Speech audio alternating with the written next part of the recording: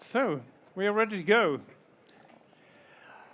It's so nice to be back in person. I mean, a conference talking to a video at home is never, ever the same. So thank you for being here. And now we will spend 1 hour talking about OAuth, the good parts. I am Anders, eller Anders på svensk. And I'm working as a software architect and developer at Duende Software. My background is that I've always been interested in security solutions. So when I was on the development team where we had to add some kind of security, I was always the one saying, yes, I'll take that. And that made me end up implementing a lot of SAML 2 work, which felt modern at the time, but looking at the history line here, that is really the origin, all the way back to the left. In 2005, SAML 2 was introduced, and that was the first true web-based single sign-on protocol to evolve. We had single sign-on or sign-on protocols before that that could be used with the web, NTLM, Kerberos, etc. But those were non-web-based protocols that were adapted to work together with the web, while SAML 2 was built on modern technologies like HTTP, XML, SOAP, XML signatures, modern at the time. And that worked fine for a few years until someone found out that if you're looking at the timing here, this is around the same time as single-page applications evolved, where JavaScript really took off from being some awkward thing that people used to do weird stuff in their pages to being a major tool for modern applications. And that's when it turned out we needed something that worked better with JavaScript than the XML-based standard did. That's where OAuth first 1 and then 2 were born. OAuth 1 was born on I think it was an initiative by Twitter to be able to create clients that could act on behalf of a user. Unfortunately, OAuth 1 had some flaws, so OAuth 2 was created a few years later. OAuth 2 was based on a solid foundation on security. Threat models, security considerations, looking at active research on security, and it turned out to work. I mean, we are here 10 years later, and the foundations are still the same. That means they made a good job back then. Some more things to note here is that 2 years later, OpenID Connect core was added. OAuth 2 is an authorization protocol. It's all about getting access to an API. And soon people realized they could abuse it to create a login experience, to log in with Facebook. But in fact, it was not a proper sign-in protocol. And that's why OpenID Connect was added on top of OAuth 2 as an add-on that supports a true single sign-on set of features. We have some best current practices, BCPs, being published later on 2017 for native apps. In 1920, JSON Web Token, and upcoming, what I think is an important part is the best current practices for browser-based applications. Browser-based applications means single-page applications. And we will get back to that a bit later today, and I will make a full talk tomorrow, shameless plug, about best current practices for browser-based applications. So OAuth 2 has been around for a while. And just with any standard that has been around for a while, there are a lot of different flavors in it. Flavors that might be of hypothetical interest. Or if you are one of those liking code archaeology, working on legacy systems, you might need to dig into how the legacy flows and features of OAuth 2 works. But for modern applications, it's fairly simple. There is a correspondence to the JavaScript, the good parts, where we just need to pick out a few key things that solves 95% of all the scenarios. So today we will look at why OAuth exists, protocol flows, some typical application scenarios, OpenID Connect, and why OAuth is not user authentication. And of course, I will also talk about a bit about how OpenID Connect works if we do want proper user authentication. And some further reading. So why does it exist? Well, the simple problem that OAuth tries to solve is something, a thing over here, wants to call an API over there. We could use a simple API key, which is just another name for a password, right? So what do we think if we have multiple APIs? Is it a good idea to reuse the same password for multiple services?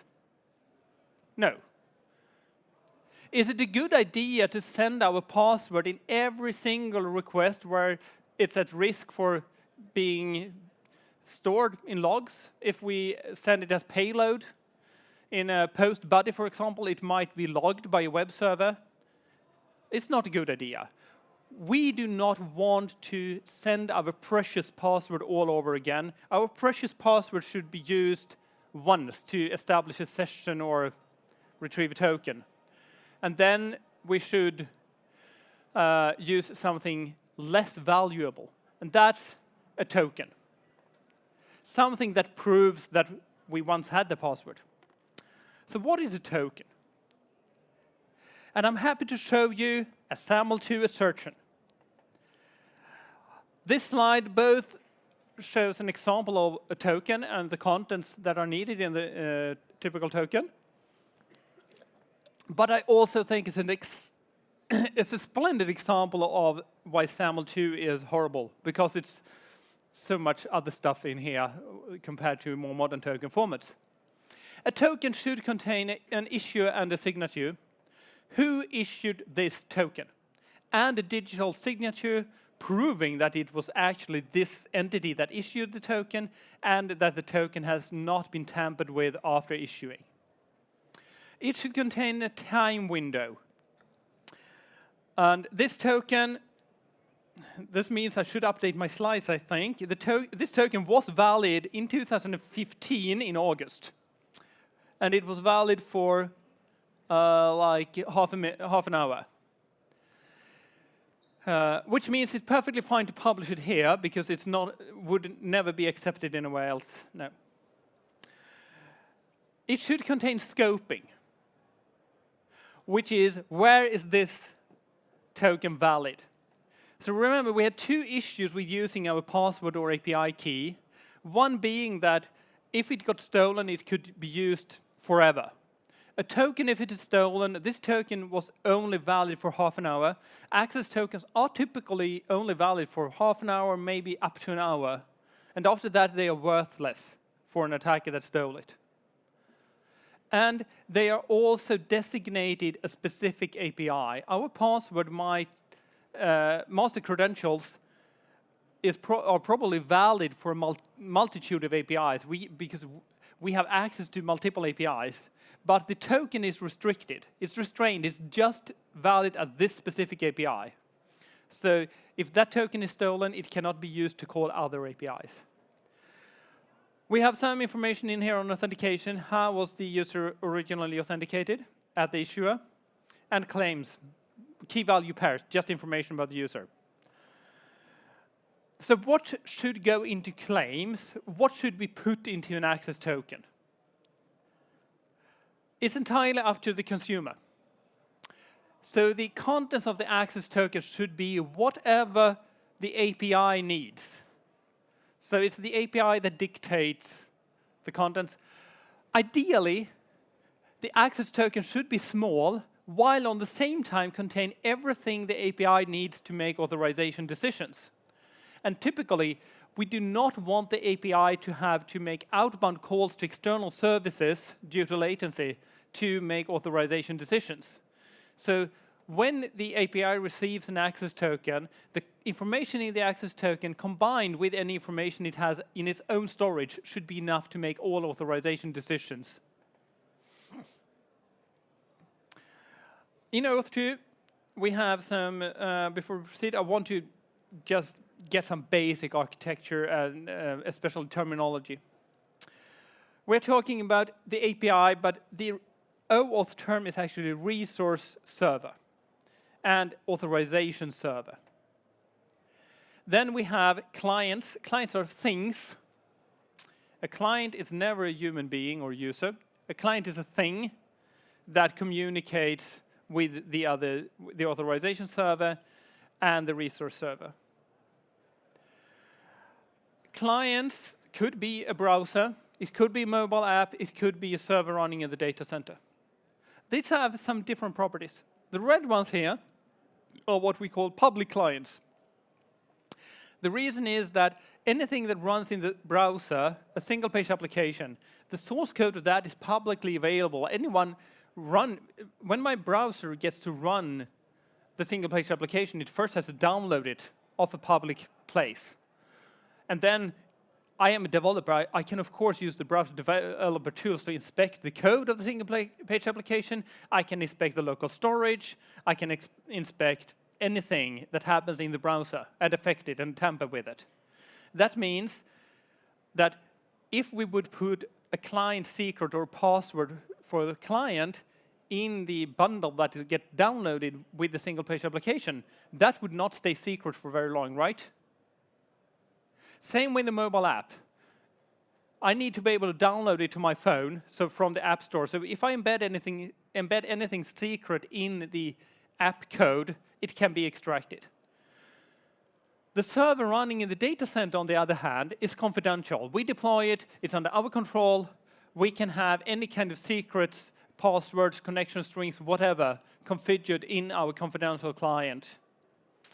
And this is important later on when we look at security models, that it's of course more challenging to solve the public clients than the confidential ones. And then we have the resource owner. So why is it called resource owner? Well, first we have the resource server. Imagine if the client application is a cool Google Calendar widget to display my upcoming meetings and making me turn up in time to my meetings in the future. That would be a good idea, wouldn't it? Then the resource is my Google Calendar. Note the word my. So I'm the owner of my calendar data. So from the perspective of OAuth 2, where we need to authorize the client to access the resource, I am the one owning it. But of course, I'm also a user. And the flow is fairly simple. First, there is some interaction between the client and the authorization server to get a token. We return the access token, then we use that access token in calling APIs. When we request the token, we should also indicate a scope. So what is it we want to be allowed to access? So if we go back to the example of the Google Calendar widget, it would make perfect sense that the Google Calendar widget would be able to read my calendar. If it can't, it won't be much of a calendar widget, right? But should my Google Calendar widget be able to read my Gmail?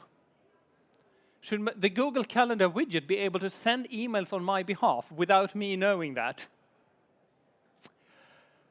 Or if people sign in using the Facebook credentials to sign in to some cool game or whatever link on Facebook, should that cool game or whatever be allowed to post new spam on the user's timeline?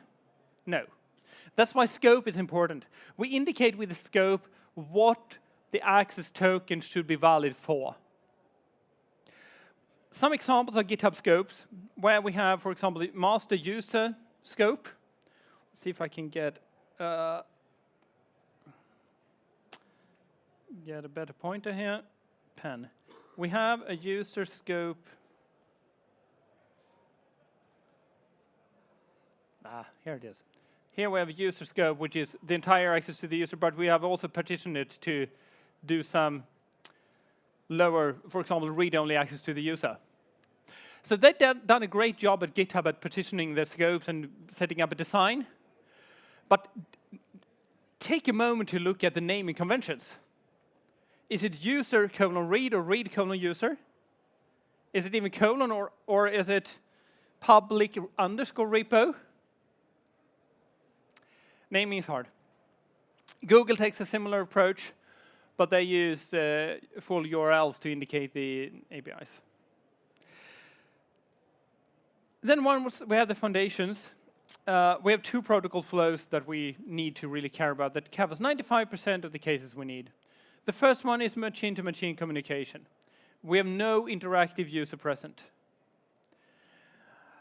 And the protocol flow is that first we make a post to the token endpoint of the authorization server. At this point here, we do include our client secret or password, but we are only sending that to the authorization server. And we get a response back with the token, an access token that we can subsequently use for calling the APIs. We get in clear text back also in the token response that this token is valid for API 1 and for how long it is valid.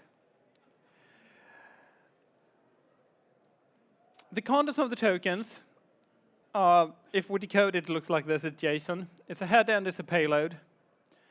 We have an issuer and a signature, much the same as we had in the SAML2 token. We have a time window, here represented by a much shorter format, issued at and expiry, exp.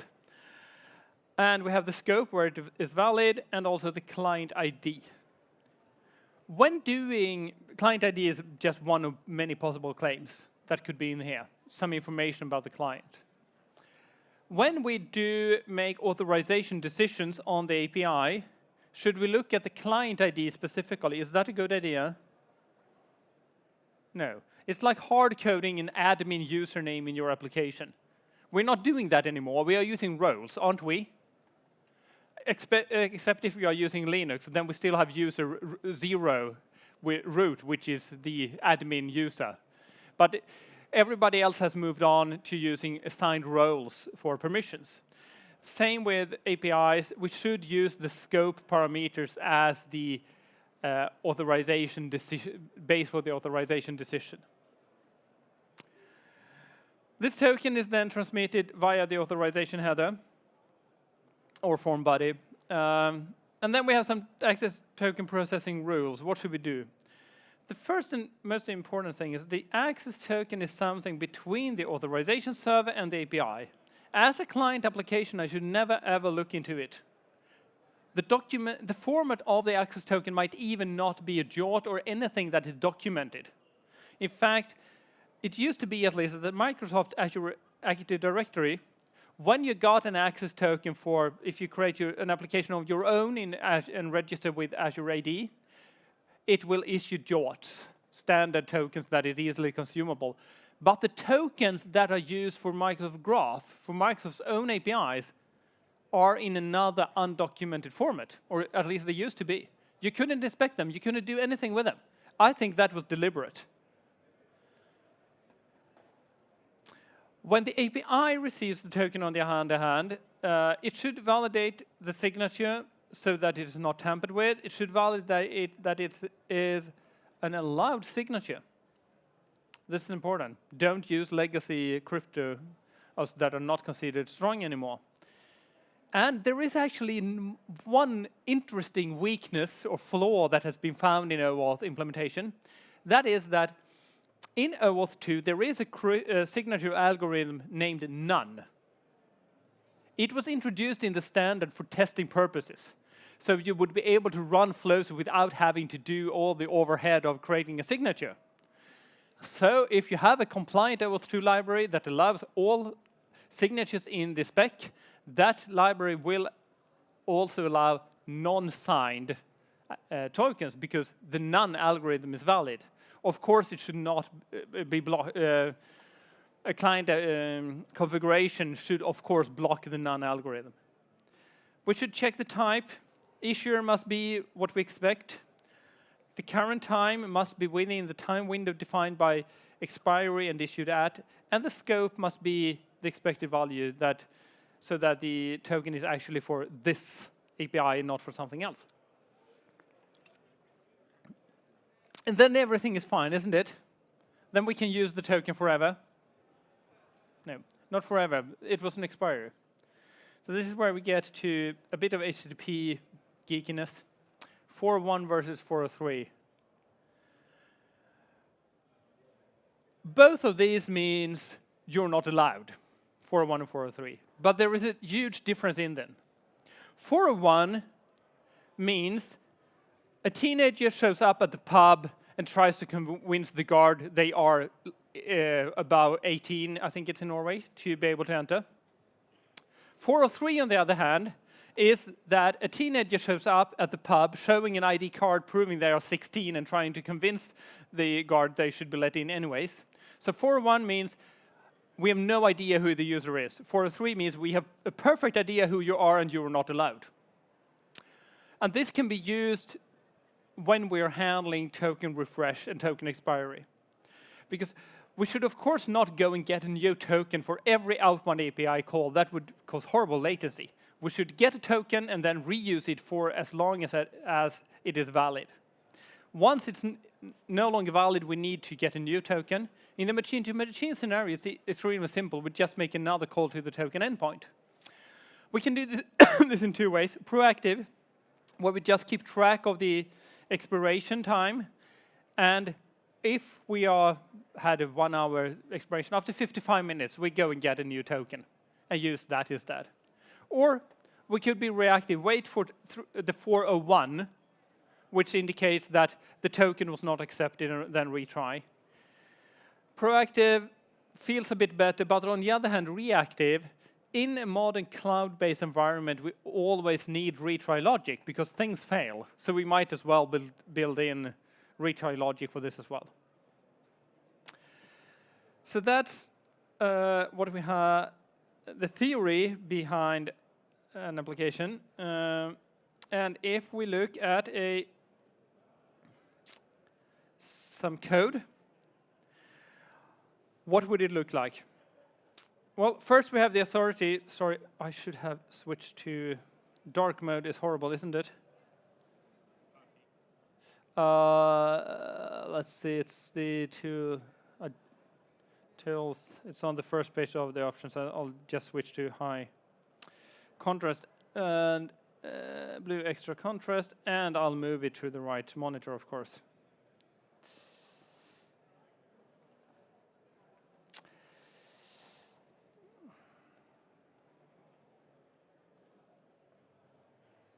Here we go. Too many. Yeah, I think I can get it. Here we go. Right. So first, in our machine-to-machine communications, we need to just point out where is the authority, where is the authorization server. Do you see at the back, or should I make it larger? It works? Yep. And then we request a token, and then we call an API. It's not worse than that. There is a mechanism here. We get a discover document where that is essentially containing information about the token endpoint, where that is. And then we send a request to get it, and then we can just call the API. And if I did this right and prepared it right, we should be able to simply run it.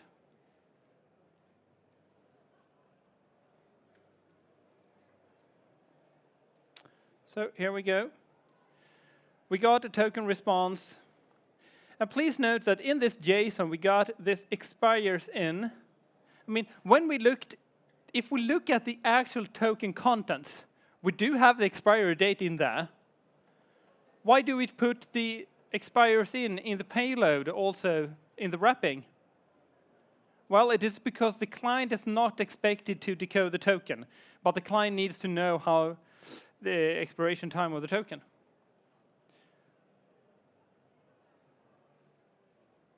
So, machine-to-machine, fairly simple.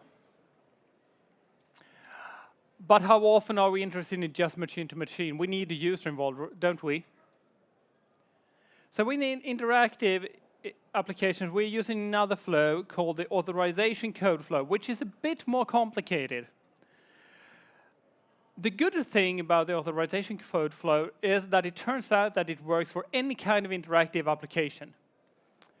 If you were looking in this area for 5-6 years ago, you would have heard about the implicit flow, the hybrid flow, and the code flow, and they should be used for different kinds of applications to solve different kinds of problem scenarios depending on things. Nowadays, we have PKC, Proof Key Code Exchange, which is a later on addition to the authorization code flow that makes authorization code flow secure for all interactive applications. It allows UI for during the login, and that is dependent on the browser. That's a good thing, because that means that the client application has no knowledge about the user interface or the login experience. We could use the Swedish mobile bank ID app, etc., and it's called, is it NetID? NetID here in Norway? BankID här också. Here too, yep. For sign in, and the client application would not have to know about BankID. We could even make an application that works in both Sweden and Norway and accepts both Sweden and Norwegian bank IDs, and the client application would not know about it. It's up to the authorization server. The bad thing about it is that whenever the user needs to log in to an app, they are redirected to the browser. And in my opinion, it is maybe not the best user experience, and people get a bit, why are we? But the advantages, to me, are so strong that it's best to do it that way. And the authorization code flow supports refresh tokens for UX-friendly token management. I mean, when we were looking at machine-to-machine communication, if the token was about to expire, it was just to recall the token endpoint to get a new token. That is, we redid the login. But what if it is an interactive application? What would you say if you were in the middle of working with something on your computer and it says, we are sorry, your access token is about to expire. Just a second, we will redirect you right now, right away, where you need to log in again. And sorry, if you had any ongoing work, it is now lost. That would be quite awkward. So we need a better mechanism for refreshing the token. The authorization code flow happens in two phases. The first one is a front channel where the client redirects the browser or opens the user system browser to communicate with the authorization server, where the actual sign-on happens. And the second phase is a back channel call where it retrieves the tokens. On the front channel request, it's a simple redirect to the authorization server with a bunch of protocol parameters. We include the, let's see if I get them here. Yeah.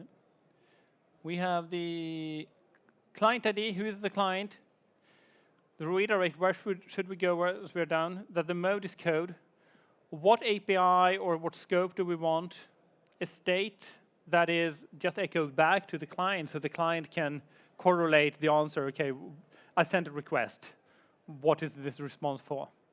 And then the PKC part, a hash of a verifier.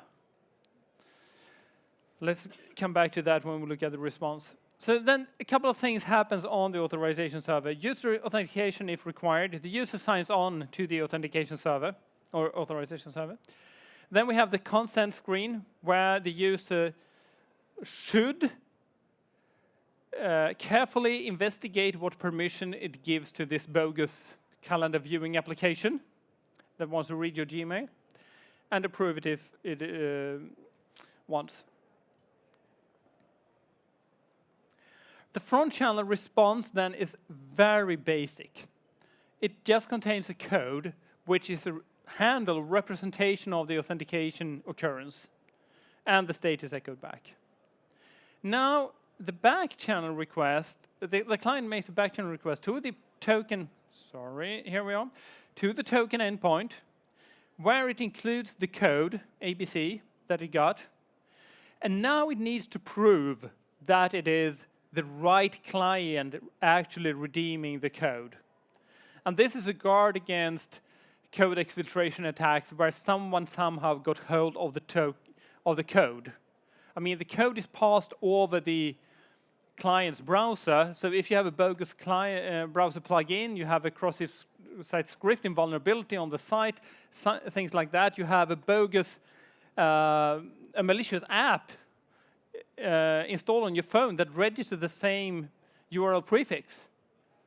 There are various scenarios where the code could get stolen. So before we are redeeming that for the actual access token, which should have the client should authenticate to the authorization server that it is the right client. If this is a confidential client, what can we use? Something running in our data center that is able to keep secrets. We can use a password, a client secret, that is stored on the client, server in our data center. But what if it is a public client? It's a browser or my mobile phone. This is where PKC, Proof Key Code Exchange, is so clever. Remember that in the previous step, we did send a hash of a verifier on the request. The authorization server saved that away. So essentially, the client creates a one-time password and then sends the hash of it. And now it sends the actual verifier along. So the authorization server can take the hash in the token request, take the verifier in the token request, hash it, and compare it to the one that was sent in the initial request. And that way, the authorization server can know for sure that the client that is actually redeeming the code is also the one that initiated the flow. And this was a guard that was originally introduced to guard against malicious mobile apps that stole, that registered the same redirect URI and override it, and thus was invoked and took and stole the code when it was coming back. But they never had the verifier. Just the legitimate app in the beginning had that. And the backchannel response, very much the same. Access token, refresh token, expires in.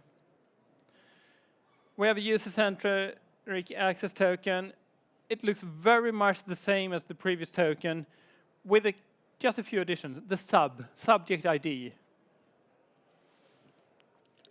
And here the specs are a bit confusing. They say a bit different things, but in the OpenID Connect spec, it's very clear. It says sub. Unique and persistent identifier of the human participant in the flows. It is a human participant. The subject ID is the actual user. It's never a client or anything. And that's how we can differentiate between an access token that is for machine-to-machine flow. It has no subclaim, while a user-centric access token has the subclaim. Note that it still has the client ID claim. So this access token here actually authenticates both the user and the client. So when an API receives this, it can know that it is Anders using the cool Google Calendar widget. And it has the scope that indicates what API access does this actual token give. And that allows us to handle the case where I, of course, have full access to my Google account, but when using the calendar widget only gets an access token that can read the calendar, nothing more. We have AMR, authentication mechanism reference, authentication method reference password. But still, access tokens are typical short-lived, or should typically be short-lived. I've seen projects where they run into problems that, okay, the access token expired during the workday. Let's make the access token 12 hours long. And that is really the wrong approach to it. The access token should expire after, at maximum, 1 hour, which means a client application has to have a mechanism to refresh and get a new access token. And as we said, we should not interrupt the user. We need to be able to do that on a back channel in the background. Refresh token are a way for that. The refresh token is simple.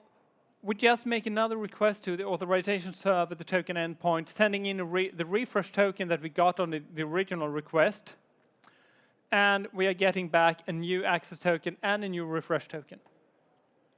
The reason we are getting back a new refresh token is that the refresh token should, in most cases, be single use.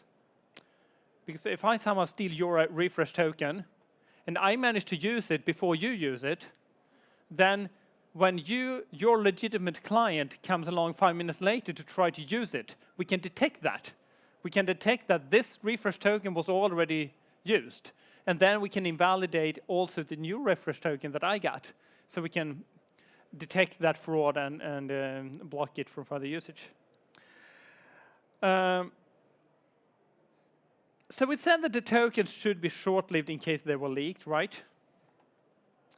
But the refresh token needs to be long-lived because it should be usable when the access token has expired.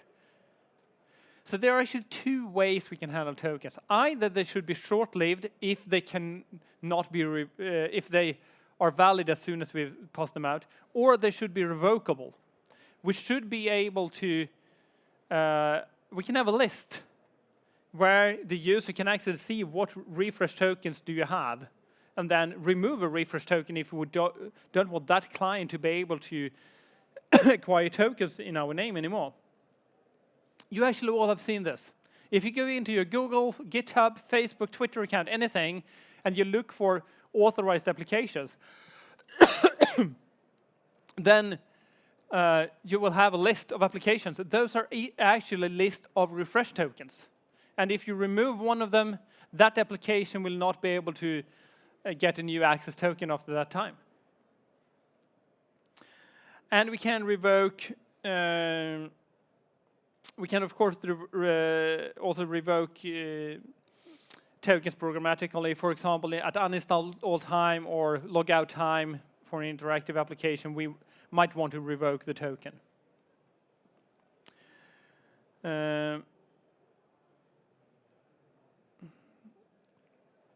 So looking at application architecture, we have some, oh, let's see, let's take a break and take a demo here instead. And we have, I'll bring up the right thing, just a second here. Here we go, no, not the debug console. Where did I put, here I have it. And we'll actually go and run another solution.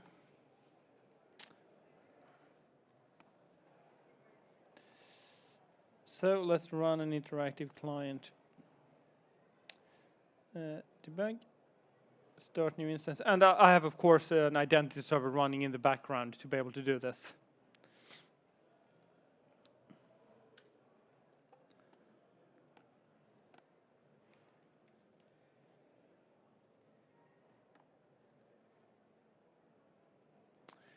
So here we go. We'll bring up the browser dev tools to be able to see a bit what's happening. And I'll click the secure page here. And we can now see that we got the request to the authorized endpoint.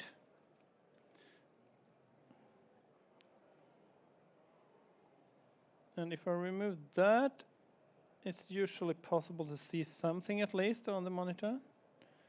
Payload. We can see that we are passing around about we are passing the client ID, the redirect ID, where do we want to go back. This is actually full OpenID Connect client, so there's more scopes in here. The code challenge and the state. We are logging in. Let's log in as Alice. And let's close the dev tools for now. So I have the consent screen. What's the authorization server? Who am I logged in as? What do I want the application to do? Offline access is one important thing to point out. This actually means refresh token. Because initially, the refresh tokens were used for offline access when an application should be able to continue working on your behalf after you left it. So that's why the scope to get a refresh token is called offline access. So yes, do allow and get back the dev tools. So I get the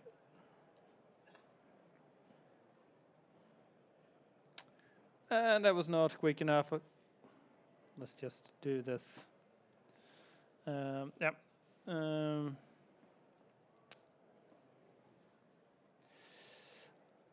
Let's redo the login. I'll make what I call a developer logout first. Developer logout means deleting the cookie. So if I do go here now, I am logged out secure, and I should open it. Once more, network. I wanted to remember because here I wanted to show you we have the callback where we are getting we are redirected back to our application, and we do have in the callback, we do have the no, here inside, this is the callback. We have the code. So this is the code representing the sign-in attempt, and then the actual sign-in and retrieving cookie of the tokens happen on the back channel. So let's get back to presentation. When we are looking at some application architectures, we looked at the machine-to-machine, which is fairly simple. And then we have the browser-based applications, which can be split into server-side applications and single-page applications, or WebAssembly applications. And then we have the not browser-based applications. If we look at a traditional server-to-server application, it has an OpenID Connect or OAuth client library. Session management. What mechanism do we use to establish a session? Okay, how do we prefer sessions? I have a handout to anyone who can help me. What are we using? Cookies. Who wants cookies? Someone said it over there. You get cookies. And token management can happen on the server side, UI assets, all of that. We have browser-based applications, and this was part of the OpenID Connect and OAuth 2 standard to do all of this protocol workflow in the browser. Brock Allen created the OIDC client JavaScript library that was a full OpenID Connect client in the browser. It turned out that that was a bad idea. I'll spend an hour tomorrow talking about why it was a bad idea and what we should do instead. But simply put, making a browser secure, trusted environment to keep tokens is not really feasible. So it's better to have them on the server side. And that's why we enter the backend for front-end pattern.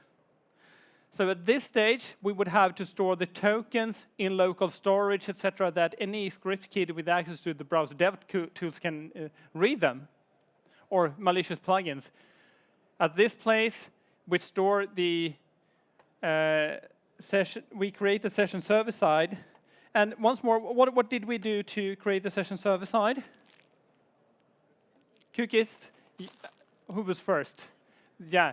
And actually, now that we move them server-side and we're modern, these cookies are same-site strict, HTTP only, and secure. So they should really be trustworthy. Non-browser-based applications, on the other hand, they have some better ways to handle it. On mobile phone, we have the key ring, storage, etc., that we can utilize from the operating system.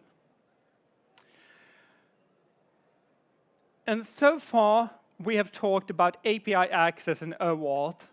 So let me spend the last few minutes here with adding user and session authentication. So it turned out that people were using sign-in with Facebook long ago. What they did was they asked for a scope saying, I want to read the current user's profile. So they got an access token they couldn't understand, made an API call, and say, give me the name of the current user, and then figuring out, then that must have been the person that signed on. Let's log that person in. That's abusing OAuth 2. Because if we have single sign-on, we also want single logout. We want this notion of a shared distributed session that we can terminate and handle. And that is where OpenID Connect is added on top of OAuth 2. It works really much the same, the authorization code flow. We just add another scope, which is OpenID, which indicates that we do not only want an access token back, we also want an ID token back. And if I said that the access token should never be consumed by the client application, the ID token, on the other hand, is meant to be consumed by the client application. And it is meant to be kept secret between the client application and the authorization server. Never ever send an ID token along with an API request. That's equally bad as inspecting the access token. If we look at the ID token, we can see some things here. The first part up here, it looks very much the same. But here we have something new, an audience client, which indicates that this particular ID token is meant to be consumed by the client. And then we have information about we have claims with information about the user here. The flow, it's the same as the authorization code flow. First retrieve the code, and then on the back channel return the ID token and retrieve the access token after, well, redeeming the authorization code the normal way, doing the full PXE, any client secret, etc., all of that. Then on the client, we validate the token, and once we validate the token, you take one of your cookies and establish a session on the client application. So that's the good parts of OAuth 2 and some brief OpenID Connect on top of that as well. We have some time left, so I'll just bring up some further reading. I can actually show you one more thing about OAuth 2 and using that for interactive browser-based applications. There is a draft for best current practices for browser-based applications using OAuth 2. In that draft, RFC, it looks like this. OAuth adds additional attack vectors that could be avoided with a different solution. I find it hilariously funny that we do have a specification on how to use OAuth 2, which opens with don't, use something else. But it's true. Don't use OAuth 2 from the browser. And then this spec goes on with introducing the backend for front-end pattern and how we could move the responsibility of handling the OAuth 2 interaction to the server-side layer instead of doing it in JavaScript in the browser. And we have some, let's see if I'm on the right page. Yeah, I'll leave this further reading up here afterwards. But the summary is OAuth is a token request and response framework, and it's designed to allow third-party access. It's designed for the modern age on the internet where I want to give a third-party application access to part of my Google account, but not full access to my account. The authorization server is what keeps track of everything. It knows the resources, knows the protocols, what authenticates clients and users and issues tokens. And then we have the client that retrieves tokens and the API or resource that consumes it. And on top of that, OpenID Connect is a user authentication protocol. So whenever you hear someone saying, we'll do single sign-on using OAuth, you should run. Or ask them if they really meant OpenID Connect. Yes, the question. You said I should never send the ID token? Yes, I said you should never send the ID token. Because when I am server, and I have a Firebase instance that I have connected to the same server. And in the instructions from Firebase, they say I should send the ID token to make them talk together. So you have an OpenID Connect server and you have Firebase server, and the instructions said that you should send the ID token. In my opinion, they are wrong. The ID token should stay with the client. There is just one. There is one single occurrence where it is legal to send the ID token away, and that is on some occasions you might want to send the ID token back to the authorization server. For example, on logout, you can pass the ID token used to establish the session as an ID token hint back to the authorization server. By then, the ID token is probably expired, but the ID token contains all the information about the session and what the client is, etc. So it can be used by the authorization server to validate the logout request. There are also some places where you can send an old ID token back in the authorized request and say, hey, authorized request is where we ask the authorization server to sign on the user to log in the user. In that case, we can send an ID token hint and say that I'm fairly sure that this is the user we want to sign in. Can you please sign in the same user as we did the last time when I got that ID token? Can you just sign the user in again so I get a new ID token for that user? But the ID token should not be sent along to other. But I know it happens. I've seen instructions like that myself. I know that people are doing that. And there's also sometimes confusion about tokens. I've seen people talk about a user token. And user token might mean an ID token, but it might also mean an access token that has a subject claim because it is representing a user as opposed to a machine-to-machine access token that has no user. But catch me afterwards and I can help you have a look at what the instruction says. So, do we have any more questions? I'm unfortunately out of cookies.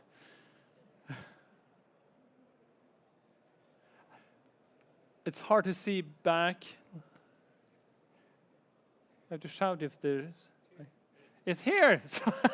Sorry, I was looking at that. Yes? Do you have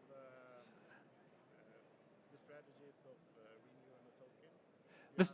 The strategies to renew the token? Yeah. Yep. Like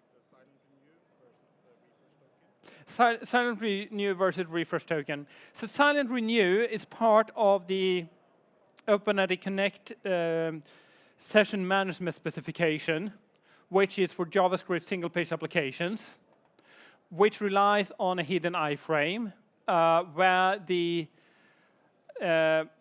client renders a hidden iframe that contains a check session endpoint on the authorization server. That is a third-party request in an iframe. If you have Safari, they are, for privacy reasons, unblocking all cookies on third-party requests. Chrome is about to start doing it. Actually, if you're running incognito mode in Chrome, by default now there is a setting, block third-party cookies enabled. And if you have that enabled, the cookies for the check session doesn't work. Actually, you can try it.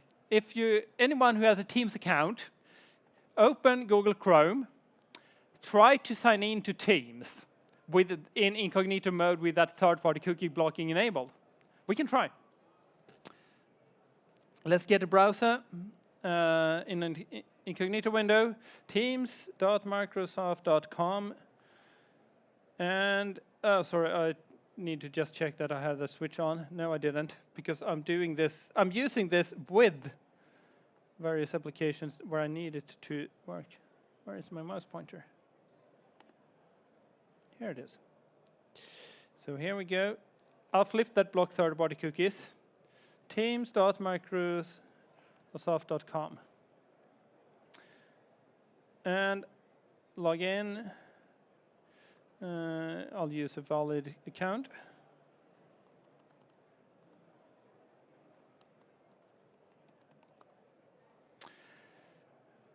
And of course, You wouldn't expect me to run this without two-factor, do you? And whatever, keep me signed in, it doesn't matter. So, welcome to the Teams sign-in experience in the modern world where we do have third-party cookie blocking.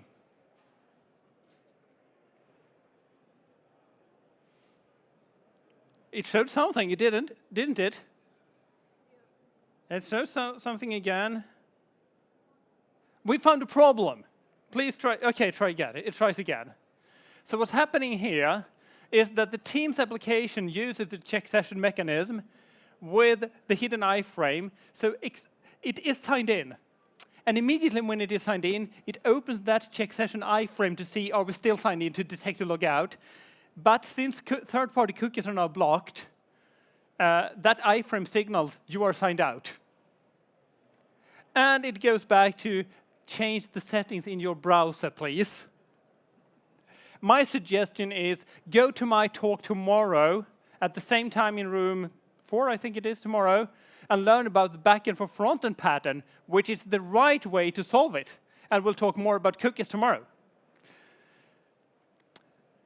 Yes, more questions. Right? Okay.